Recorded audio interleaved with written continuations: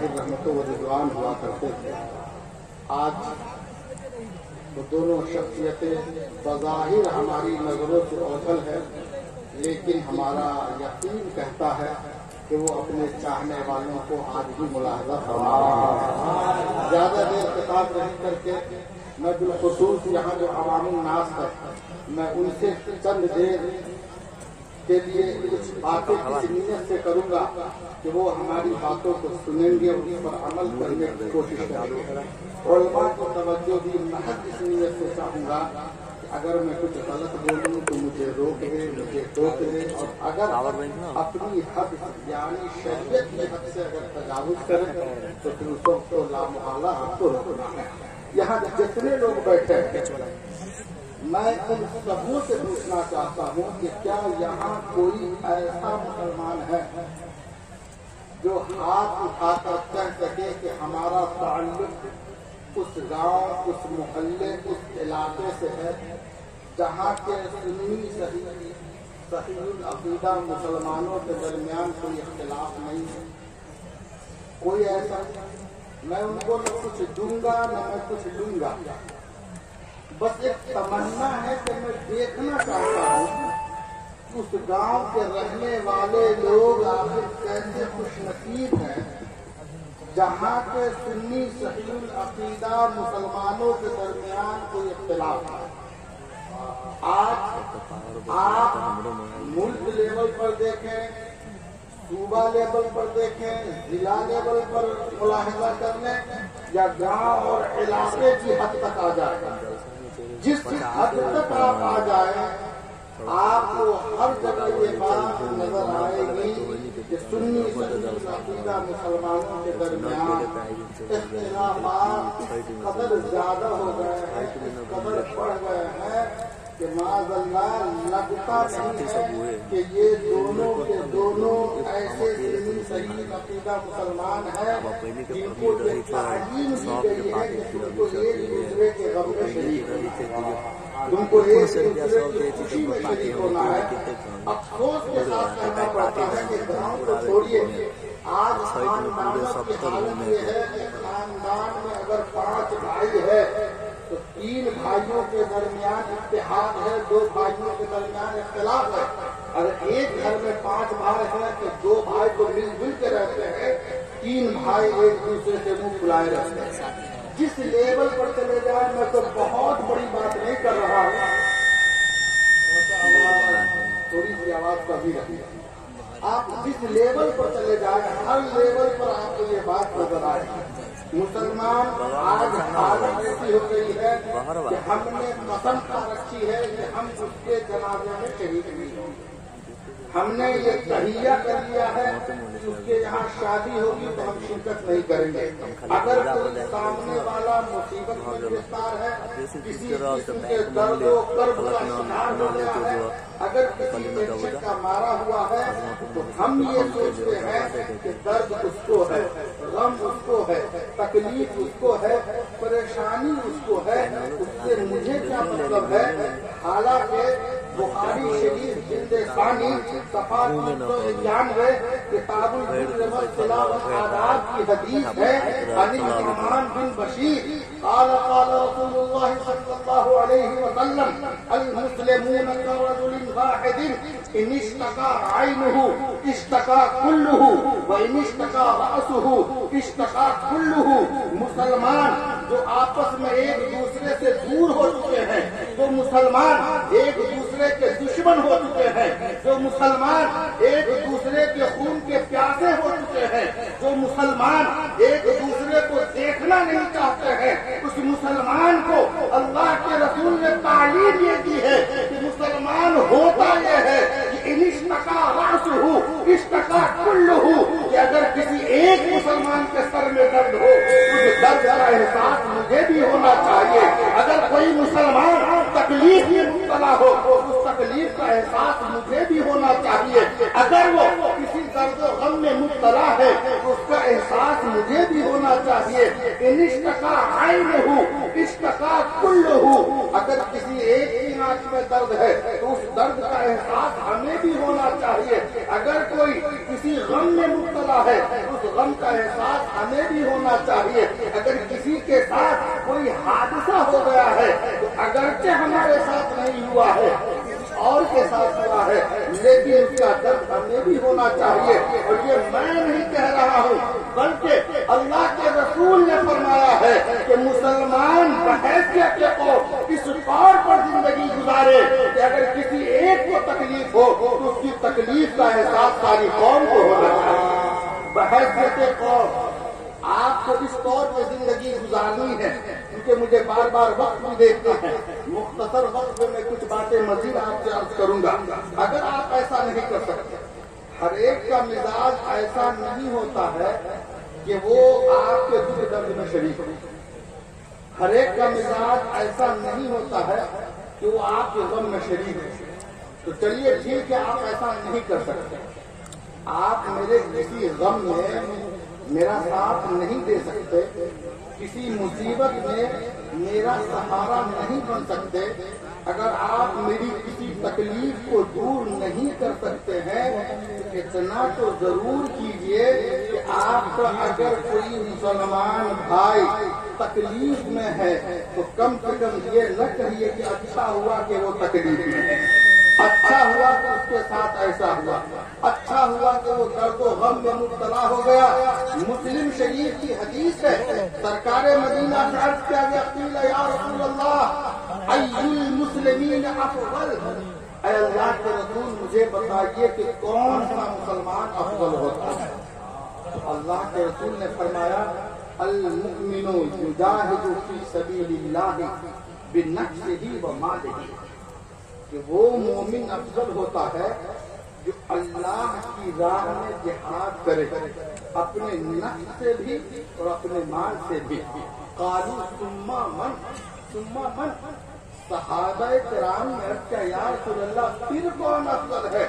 तो अल्लाह के रसूल ने फरमाया, मोमिनुन फी शिआबिन मिन अश्शिआब यत्तक़िल्लाह व यदउन्नास शर्रहु।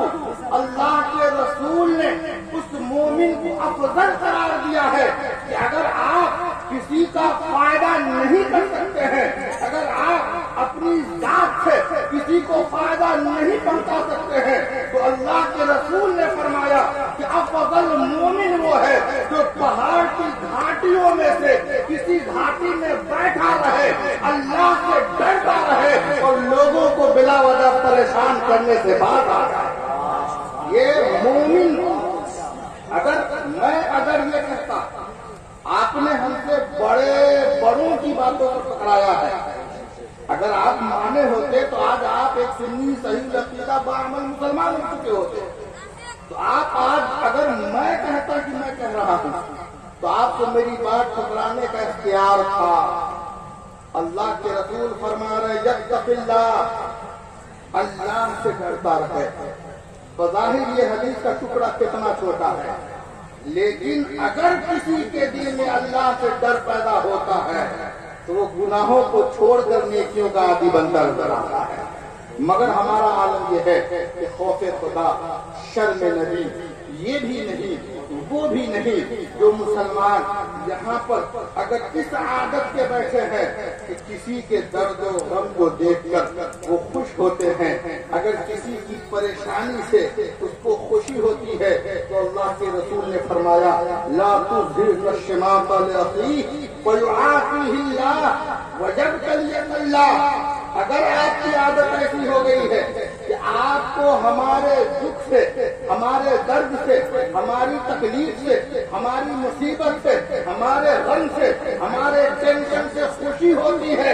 आपके दिल में ये तमन्ना है कि मैं दुख दर्द में मुब्तला रहूं, टेंशनों का शिकार रहूं, मुसीबतों का मारा रहूं, तो अल्लाह के रसूल की हदीस को सुन लीजिए। अल्लाह के रसूल ने फरमाया कि अगर कोई मुसलमान किसी मुसलमान के दुख दर्द में मुब्तला होने की तमन्ना करता है तो कहीं ऐसा न हो कि अल्लाह उस मुसीबत ज़दा को छुटकारा दे दे और जो उसके मुसीबत की तमन्ना कर रहा है उसको उसी मुसीबत में गिरफ्तार करना है। ऐसी तमन्ना अगर है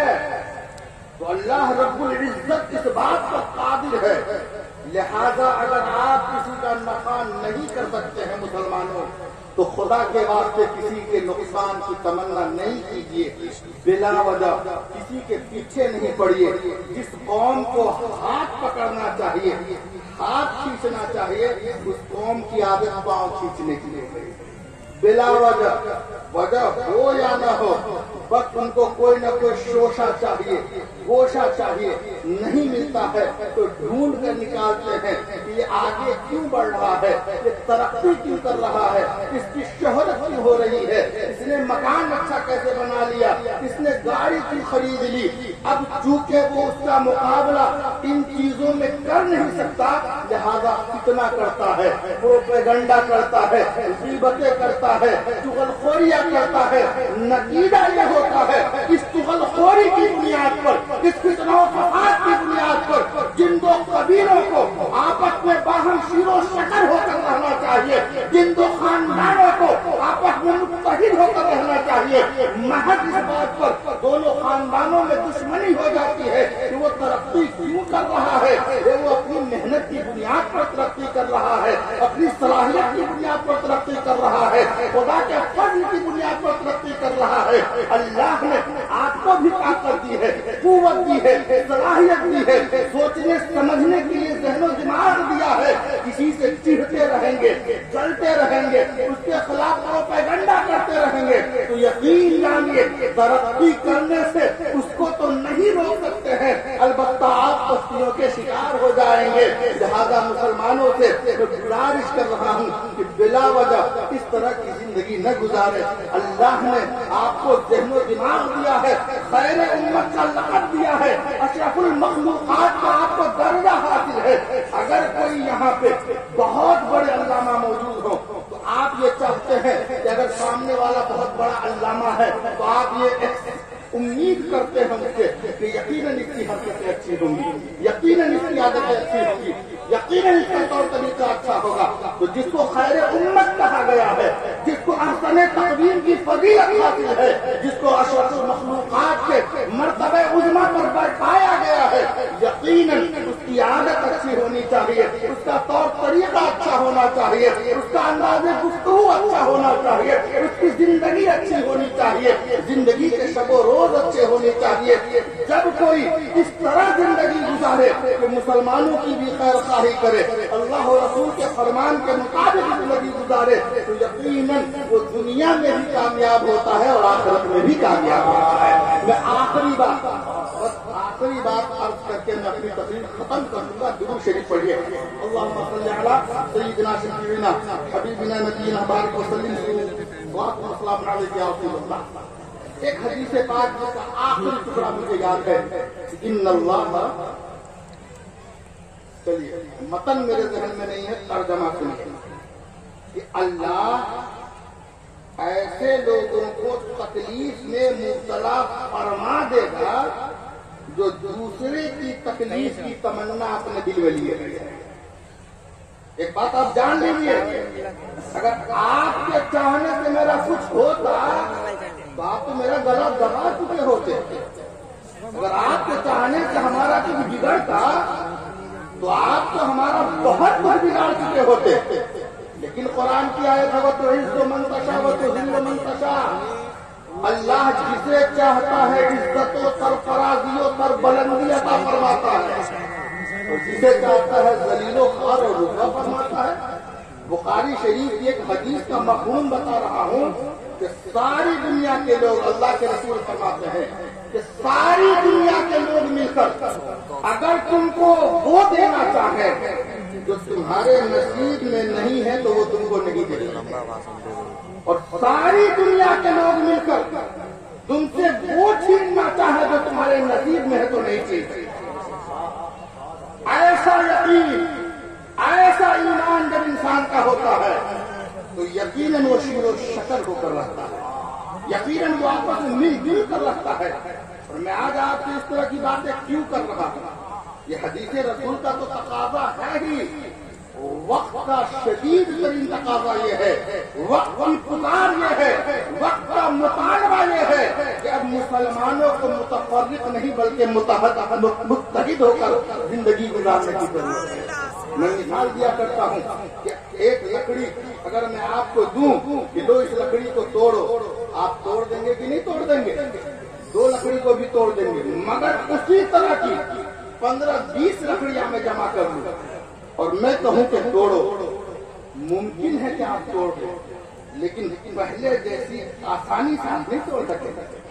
اب آپ کو طاقت لگانی پڑے گی، اب آپ کو قوت لگانی پڑے گی، اب آپ کو زور لگانا پڑے گا۔ تو مسلمان جو بکھرے ہوئے ہیں، ایک ایک لکڑی کی طرح الگ الگ ہے، ان کو توڑا جا رہا ہے۔ یہی مسلمان جب لکڑیوں کی طرح گٹھر کی شکل اختیار کر لیں گے تو جس طرح لکڑیوں کے گٹھر کو توڑنے کی کوئی طاقت نہیں رکھتا ہے، اسی طرح متفرق مسلمان جب متحد ہو کر زندگی گزارنے کے عادی ہو جائیں گے تو یقیناً ان کی طرف بھی کوئی آنکھ اٹھا کر دیکھنے کی طاقت نہیں رکھتا۔ ضرورت اس بات کی ہے کہ متحد ہو کر زندگی گزاریے بڑی تیزی کے ساتھ۔ ایک بخاری شریف کی آخری حدیث میں ان لوگوں کو سنانے جا رہا ہوں جو نماز کے پابند ہیں، روزے کے پابند ہیں، شریعت و طریقت کے پابند ہیں، اللہ و رسول کے مرضی کے مطابق زندگی گزارتے ہیں۔ عن ابی ہریرہ رضی اللہ عنہ ان رسول اللہ صلی اللہ علیہ وسلم قال اتدرون ما المفلس؟ ایک دن اللہ کے رسول نے صحابہ کرام سے فرمایا، اے صحابہ بتاؤ مفلس کون ہوتا ہے؟ بھکاری کس کو کہتے ہیں؟ یہی سوال ایک عام آدمی سے پوچھوں کہ بتاؤ بھکاری کون ہوتا ہے، مفلس کسے کہتے ہیں، تنگ دست کون ہوتا ہے؟ عام آدمی بھی یہی جواب دے گا کہ بھکاری وہ ہوتا ہے، مفلس و تنگ دست ہم اس کو کہتے ہیں جس کے پاس زمین و جائیداد نہ ہو، مال و دولت نہ ہو، روپیہ پیسہ نہ ہو۔ جب اللہ کے رسول نے صحابہ سے پوچھا اتدرون ما المفلس، کیا جانتے ہو کہ مفلس کس کو کہتے ہیں؟ تو صحابی نے کہا المفلس فینا من لا درہم لہ ولا متاع۔ اے اللہ کے رسول، ہم تو مفلس اسی کو سمجھتے ہیں جس کے پاس درہم و دینار نہ ہو، جس کے پاس زمین و جائیداد نہ ہو۔ اللہ کے رسول نے فرمایا ان المفلس من امتی من یاتی یوم القیامہ بصلاۃ و صیام و زکاۃ ویاتی قد شتم ھذا وقذف ھذا واکل مال ھذا وضرب ھذا واستفاق دم ھذا فیؤتی ھذا من حسناته وھذا من حسناته ان فنیت حسناته قبل ان یقدم علیہ وخذ من خطاياهم وطرحت علیہم ثم طرحت النار۔ جب صحابی رسول نے یہ جواب دیا کہ اللہ کے رسول مفلس تو وہ ہوتا ہے جس کے پاس درہم و دینار نہ ہو، تو اللہ کے رسول نے فرمایا نہیں، میری امت میں مفلس وہ شخص ہے جو میدان محشر میں اس حال میں آئے گا، اس نے نمازیں بہت پڑھی ہوں گی، روزے بہت رکھے ہوں گے، صدقات و خیرات بہت کیے ہوں گے، نیکیاں بہت کی ہوں گی، لیکن ایک پرابلم اس کے ساتھ ہوگا، وہ جب میدان محشر میں آئے گا اس حال میں آئے گا کہ نماز پڑھنے کے ساتھ ساتھ اس نے کسی کا دل دکھایا، روزہ رکھنے کے ساتھ ساتھ اس نے کسی کو بلا وجہ تکلیف دی ہوگی۔ اگر آج یہاں کوئی معاملہ ہو جائے، آپ لوور کورٹ میں جاتے ہیں وہاں معاملہ نہ حل ہو، ہائی کورٹ میں جاتے ہیں وہاں معاملہ حل نہ ہو، سپریم کورٹ میں جاتے ہیں، سماج بیٹھتا ہے، پنچ بیٹھتا ہے، کوئی نہ کوئی فیصلہ ہوتا ہے، کسی نہ کسی نتیجے پر ہم اور آپ پہنچتے ہیں، لیکن یہ بات میدان محشر کی ہو رہی ہے کہ ایک شخص اللہ رب العزت کی بارگاہ میں آئے گا کہ مولا یہ جو بہت بڑا نمازی ہے، یہ جو بہت بڑا روزے دار ہے، متقی پرہیزگار اور عابد شب زندہ دار کا ٹائٹل یہ میری بارگاہ میں کھڑا ہے، مولا اس نے دنیا میں مجھے بلا وجہ تکلیف دی، بلا وجہ مجھے ستایا تھا، اب وہاں کیا ہوگا؟ حساب تو ہونا ہے، فیصلہ تو ہونا ہے۔ وَيُؤْتَىٰ هَٰذَا مِنْ حَسَنَاتِهِ، یہ شخص جو اپنا مدعا لے کر اللہ رب العزت کی بارگاہ میں کھڑا ہے، اور یہ جو نمازی ہے اس کی نماز کا جتنا ثواب تھا سارا ثواب اللہ رب العزت دے گا اور اس شخص کو دے دے گا جس شخص اس نے دنیا میں تکلیف کی۔ دوسرا آئے گا نماز کا ثواب تو ختم ہو گیا، دوسرا آئے گا مولا اس نے میرا بھی مال کھایا تھا، مجھے بھی اس نے ٹھگا تھا، بلا وجہ اس نے بھی ایک مرتبہ مجھے بے عزت کیا تھا، اب روزے کا جتنا ثواب ہے سارا ثواب دے دیا جائے۔ اب حدیث میں ہے کہ فَإِنْ فَنِيَتْ حَسَنَاتُهُ قَبْلَ أَنْ يُقْدَمَ عَلَيْهِ، لوگ آتے جائیں گے ان کی نیکیاں لے لے کر ان کو دیتے اللہ رب العزت دیتا رہے گا۔ اب اگر اس کی نیکیاں ختم ہو گئی پھر ایک آدمی آئے گا مولا ابھی میرا تو حساب باقی ہے، اس نے ایک مرتبہ دنیا میں میرے خلاف بھی پروپیگنڈا کیا تھا، میرے خلاف بھی سازش کی تھی، بلا وجہ فتنہ و فساد کرتا تھا میرے خلاف، جس سے مجھے تکلیف ہوئی تھی۔ اب کیا ہوگا؟ نیکیاں ختم ہو گئی۔ یہ جو اپنا مدعا لے کر آیا ہے، اس نے دنیا میں جو بھی گناہ کیا تھا اس کے حصے سے گناہ نکال کر اس نیک شخص کے نام اعمال میں لکھ دیا جائے گا، پھر کوئی دوسرا آئے گا، پھر کوئی دوسرا آئے گا، اور اس طرح وہ شخص جسے دنیا میں بہت بڑا نمازی سمجھا جاتا تھا، جسے دنیا میں نماز و روزے کا پابند سمجھا جاتا تھا، جسے متقی پرہیزگار عابد شب زندہ دار جیسے القابات حاصل ہوتے، وہ محض قیامت کے دن جنت میں جانے کے بجائے جہنم میں اس وجہ سے چلا جائے گا کہ وہ نماز تو پڑھتا تھا، ساتھ میں لوگوں کو تکلیف بھی دیتا تھا، عبادتیں تو کرتا تھا، ساتھ میں لوگوں کو ٹینشن بھی دیا کرتا تھا، صدقات و خیرات تو کرتا تھا، لیکن ساتھ میں لوگوں کی برائیاں بھی کیا کرتا تھا، نیکیاں تو خوب کرتا تھا، لیکن نیکیوں کے ساتھ ساتھ مخلوق خدا کو پریشان بھی کیا کرتا تھا۔ تو کہیں ایسا نہ ہو کہ ہمارا بھی وہی حال ہو جائے، لہذا نیکیاں کریے، یہ بہت اہم ہے، لیکن نیکیاں کرنے کے ساتھ ساتھ برائیوں سے اپنے آپ کو بچائیے، یہ بھی بہت اہم ہے۔ کہیں ایسا نہ ہو کہ یہ برائیاں میدان محشر میں آپ کی نیکیوں کو کھا جائے۔ استغفر اللہ ربی من کل ذنب و اتوب الیہ۔ السلام علیکم۔